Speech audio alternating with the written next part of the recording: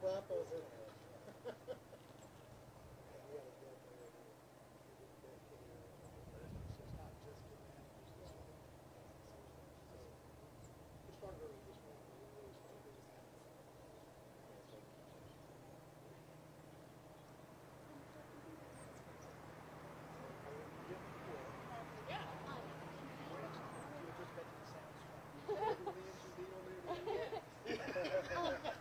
I'm going to tell you something. That Lenz's picture doesn't control how you sound. Just cut it off. Control how you sound. And what you do is you put his picture up there. Well, how do you do a mic check before you start all that? We'll probably have that second spell.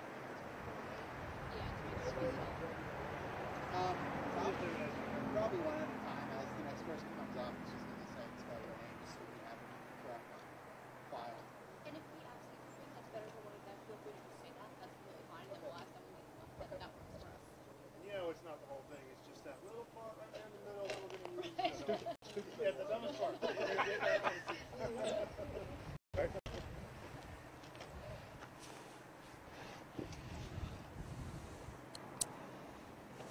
Go in on Miss Grubb.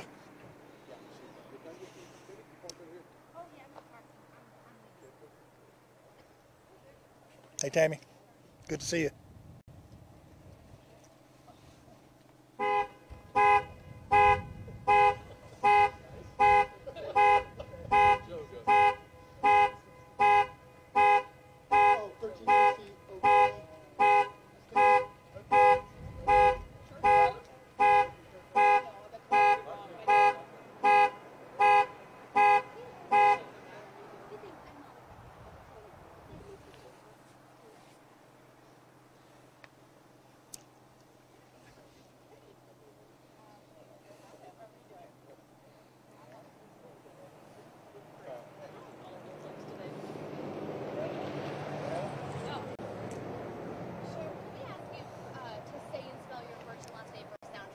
Sure. My name's Mike Robertson.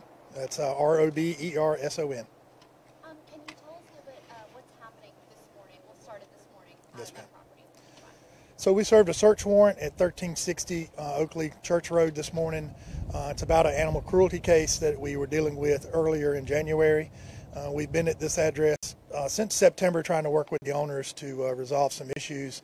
And the cruelty, we charged some people with cruelty against the animals there in the past, and it's gotten into a worse situation. And so we're now on scene. There's about 170 animals that are on scene that we're getting some help and making sure they get appropriate care. Can you tell us what developed in the investigation between when you seized about 40 dogs a couple of weeks ago and now? Right. Like I said, we've been working on this all along to try to make it go better. When we first went out there, we didn't have the capacity to deal with the number of the animals that were out there. So we dealt with the worst ones that we had. There were actually 6 that were dead at the time of the ones that we seized. And so we're back trying to deal with the rest of those animals. And we couldn't do this without the support of other organizations coming in and helping us. The Bissell Foundation and the Animal Rescue Corps are 2 of the groups that are with us today. There are other people that also help us, but we couldn't do it without their support. Can you tell us who's been charged in the case? Correct? Who's been charged in the case? I can get that information for you. We have charged someone in January. There will be charges on someone else today. Any more charges for the person charged in January, or just charged? We're still investigating that, and that could be forthcoming. And you mentioned some charges in September that you all have been working on this? No charges in September. We were first made aware of this about a concerned citizen about what was going on the property. We made contact with the owner. We've tried to work with the owner and the people, the caretakers on this since September. We made some progress, and that at some point it did not get better and has been getting progressively worse. Were any of the dogs today dead or all alive? Maybe more question for that, or I don't know the answer to that yet. We're still searching the area, so I don't know a correct answer. Would you call this a puppy mill? Yes. I don't think a lot of them are puppies. They're grown dogs, but the purpose for this is to have puppies for sale. How big is the property in the area that you all are searching? It's several buildings around a house and a couple of chicken houses. The property is pretty large, but the dogs are contained or confined in 2 or 3 spots. And is it only dogs on the property right now? Yes. It seems like a very large number of animals. Have you guys worked on cases to this magnitude before? Have you had similar issues with animal cruelty? I've not worked on a case personally as large as this. We just took over animal control back in 2019. We've had some cockfighting things where we've had 100 birds, but 170 or 200 dogs on scene is not something that we've dealt with in the last several years that I've worked here or even known about. So it's a pretty large deal to have to deal with that many animals. Can you talk about the other groups that are here helping with that right now? So we have the Bissell Foundation is helping us on this. Kim has been the point person on that to help us work through some of these bigger cases and her experience in working with that. And the Animal Rescue Corps is another group that's here, and they provided 25 or 30 people, specialty equipment, veterinarians, because we're not only having to deal with these animals, we're also trying to get them appropriate care so we can stop the treatment that they're having now and give them a better situation to live in. And how many employees of your office have been out there working today? About 25 of our employees are out there, and that includes our animal resource crew. So we actually have people that work in our shelter out there as well, supplementing what they're doing and learning how to deal with a larger scale issue like this. Have you encountered any aggressive animals among them? We've not seen any aggressive animals on the scene. This is a difficult situation. Can you talk about your reaction to coming on something like this? Well, I think you can have a couple of different reactions for their animals. You want to make sure everyone's taken care of. You want to make sure that that there's not cruelty, that they're treated right. But we have compassion also for the people that are in these situations. A lot of times there are situations, people get caught up in a situation, they don't see a way out of it. And so as we tried to help this person get out of there, they couldn't see a way to get out of this, and more animals are being born, the conditions are getting worse. And so I have compassion for the owner as well, that they're in a situation that they can't see a way out of. And so sometimes we have to come in and help them get to a better place out of this and save the animals at the same time. When you say they didn't have a way out, couldn't see a way out of it, what do you mean by that? Couldn't they have just taken them to a shelter? I don't know of a shelter anywhere that can handle 200 animals.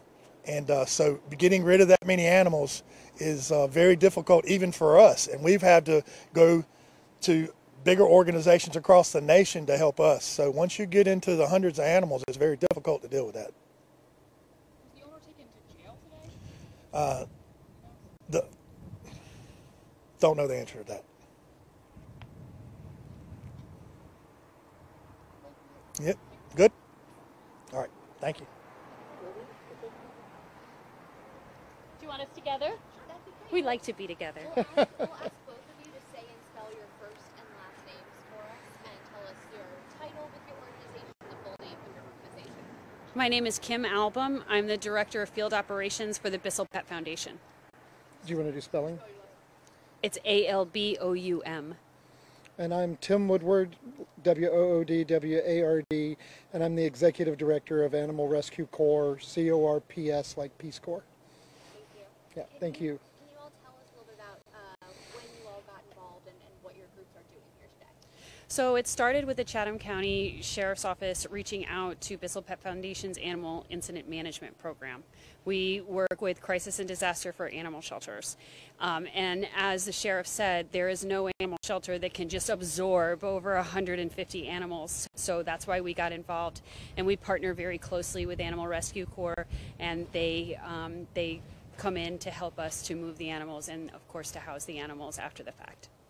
Animal Rescue Corps was founded almost 15 years ago specifically for this purpose because, you know, no community can absorb this number of animals, and law enforcement agencies need a resource to call on, and that's why we formed Animal Rescue Corps for situations just like this.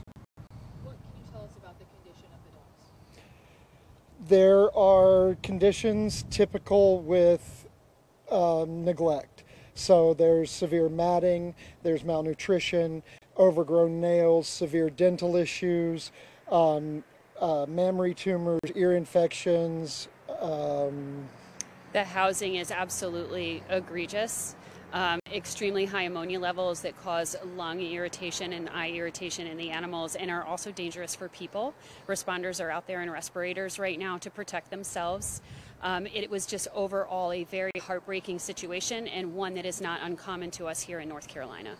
And you have puppies literally being born today in these conditions, lying in urine, in chilly temperatures, and high ammonia levels. I expect there will be a lot of people who want to reach out and help these animals. Are they going to be available for adoption anytime soon? So for now, these animals will be held and taken care of as the legal process follows what it needs to do. And then we will be working together, our organizations will be working together to place these animals once custody is secured with reputable organizations in various parts of the country.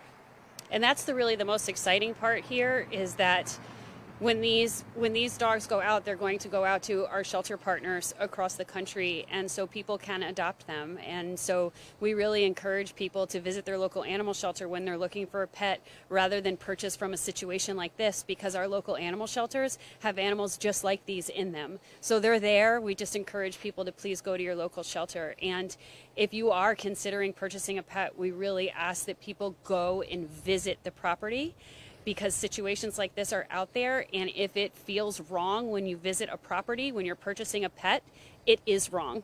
And you should report it to your local law enforcement and walk away. You all work in a national capacity. How does this compare to other crisis situations you've seen in terms of breeding? This is right up there. This is a large number of animals in life-threatening conditions. And we're honored to be here today with our partner and especially with the Chatham County Sheriff's Office, who has been just tremendous to work with. I can't say enough good about them. These animals can be saved and rehabilitated. 100%. 100%. In the seizure that happened the other week, there were some animals already who were deceased on property.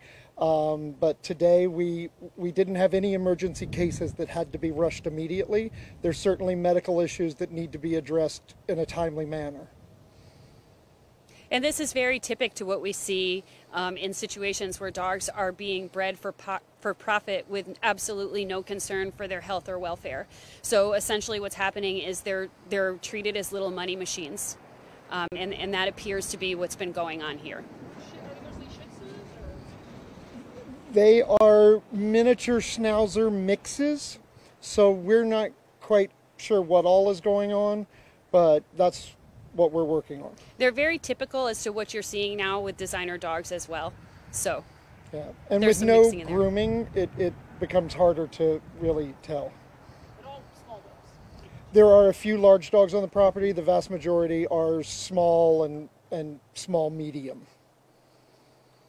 How wide of a net did you guys cast for help today? I saw a truck out there from Knoxville. Where are your resources?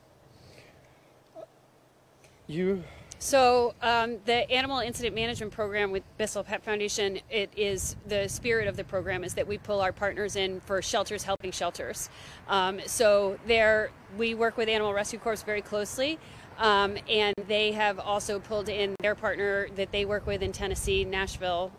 Nashville's Humane Association is here.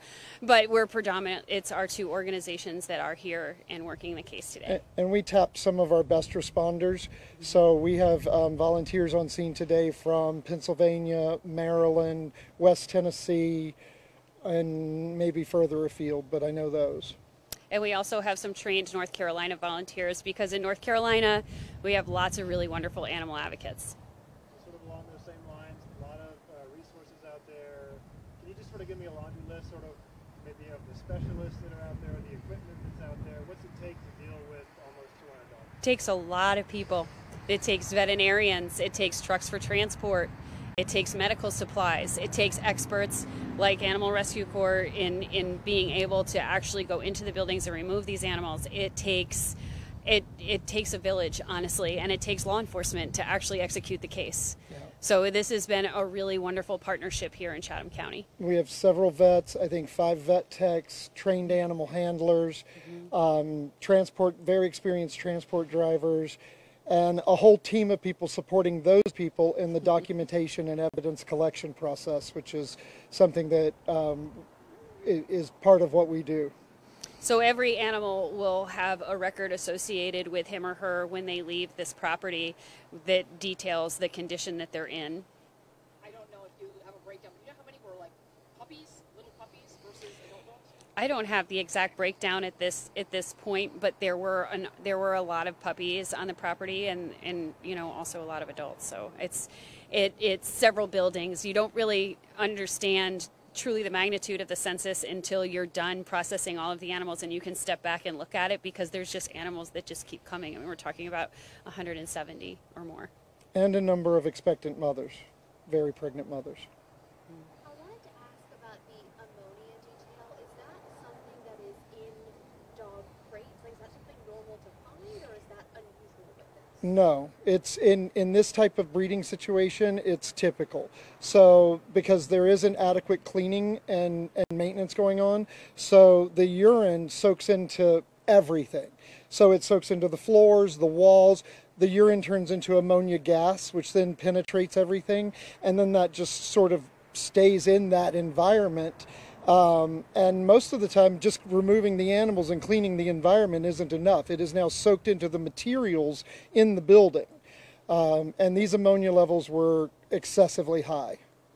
It's Very unsafe. Several times the level that you would need protective gear to go in and be safe in that environment. So the animals are looking at, you know, corneal ulcers, respiratory issues, burns on their feet and their skin, all of that from urine and feces.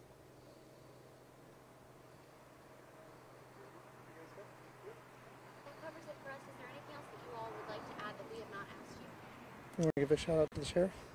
Yes, I would. I just want to say this is also my home county. I live in Chatham County, and I want to thank the Sheriff's Department and our animal shelter staff. I mean, we really have an incredible program here in Chatham County, and of course, I also want to thank Animal Rescue Corps for being here in my home county. This case was really heartbreaking and completely avoidable, and I'm very grateful that law enforcement is there in addressing this today. And I would also like to encourage everybody in this community and every community in North Carolina to please consider your local animal shelter first when you're looking for a pet, and make sure you do your homework before you purchase a pet, because the only way we're going to stop this is if everybody gets involved and stops purchasing these pets. And we appreciate you all being here. Yeah. Thank you.